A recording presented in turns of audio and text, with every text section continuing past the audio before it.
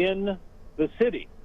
We also see tonight that President Trump has entered the fray. Just a few minutes ago, he tweeted that he cannot stand back and watch this happen, in his words, to a great American city. He's attributing it to the radical left mayor, in his words, Jacob Fry. Let's set that aside for just a moment. Here's what's important here. He says that he has spoken to Governor Walz and told him that the military is available to come in and do it. But then the president says this, as any difficulty that happens from now on, he says the federal government will assume control. And he says this, when the looting starts, the shooting starts. So this is a very strong reaction from the President of the United States in the midst of this really terrible event that's happening in Minneapolis and St. Paul tonight. Well, Pat, let's break this down a little bit. I mean, who's making the call? Is the mayor listening to the fire chief saying, I'm afraid to go in? Is the police chief saying to the fire chief, I don't have enough guys to protect your fire equipment? I mean, at some point, someone has to take some responsibility, and I think that's why you see the president getting so worked up. And I think a lot of people watching this are going, where is law enforcement? Where is the fire department? But I know that these decisions aren't made in a vacuum. How does this leadership flowchart work in terms of who is doing or not doing things? Well, this is the most important question of tonight.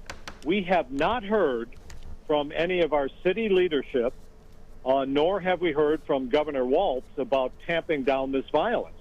That's something I think that is very unusual in all of my years of reporting, that we have not seen our leaders come forward and say, this is what's happening, this is what we're going to do, particularly to stop this violence.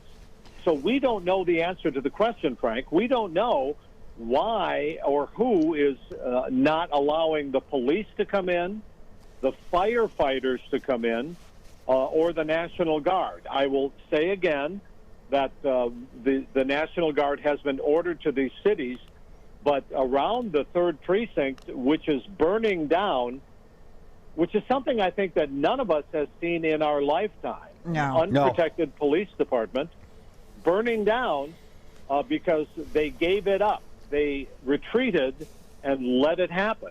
So that's something we have not seen. We are still waiting to hear from all of these. Now, specifically to your question, the governor of Minnesota controls the National Guard. He has activated the Guard. The Guard has not yet appeared on the streets of Minneapolis and St. Paul, to my knowledge. Nothing that we have seen yet. Pat, they haven't that's appeared. Where we are. They haven't appeared on the streets, but we did get a tweet, and there was the National Guard with the fire department, but nothing. And that was almost an hour ago. Hour and a half now, at least. And nothing has happened since then. And, so Pat, to your point, you know, it even makes it more glaring, I think, is that every day we get an email saying we're having a briefing with the governor at 2 o'clock, and the governor's going to have these people on, and he's going to talk about COVID-19. And there has been communication and maybe over communication, and people have been praising him for how clear he's been about communicating this. But I think you bring up a good point, just the complete void of anyone coming forward tonight saying a thing. That's the most important point of all here, that we have not heard from any of these folks. As I said, during the last half an hour, I have communicated with the governor's office, asking them, where is the Guard?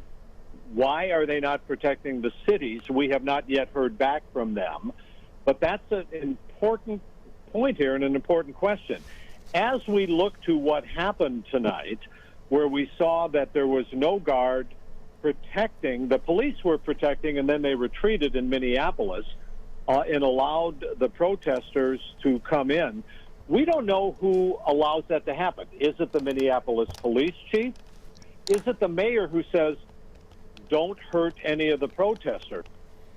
Well, I can tell. We'll get back okay, to Pat. Trace. We don't need to be breathless about it. We are going to. We'll get it. Hey, Pat, keep watching and listening, because we're going to get the the chief on right now. We have the chief right now, the Minneapolis Police Chief, John Fradel, joining us right now. Thank you so much for joining